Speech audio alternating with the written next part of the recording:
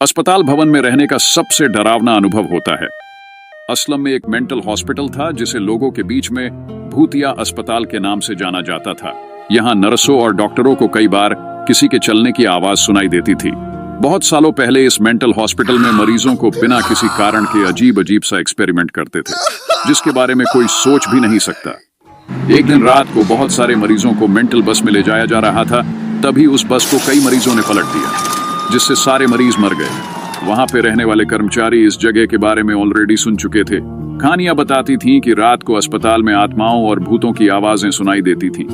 कुछ अस्पताल के कर्मचारी यह भी कहते थे कि वहां कभी कभी किसी अजीब और रोगी बच्चों की आवाजें रात भर घूमती रहती हैं। एक रात एक नया डॉक्टर और उसकी पत्नी अस्पताल में नौकरी करने आए। वह कुछ अधूरे सपने को पूरा करने के लिए मेहनत कर रहे थे। वे अस्पताल में नए होने के बावजूद भी वे किसी के ढक ढक के आवाज से भी नहीं डरे।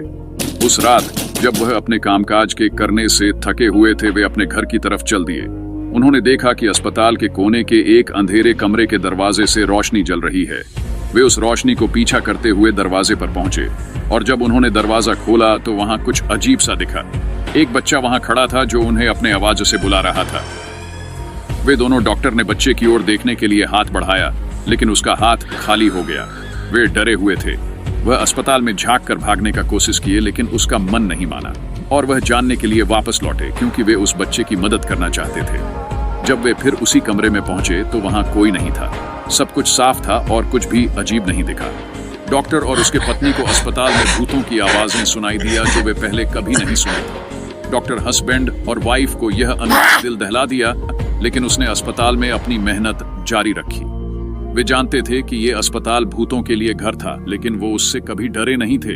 वे अपने मानसिक रोगियों के लिए सेवा करने का संकल्प लेकर आगे बढ़ते रहे और उसके कुछ सालों बाद ही उनका दूसरे हॉस्पिटल में ट्रांसफर हो गया।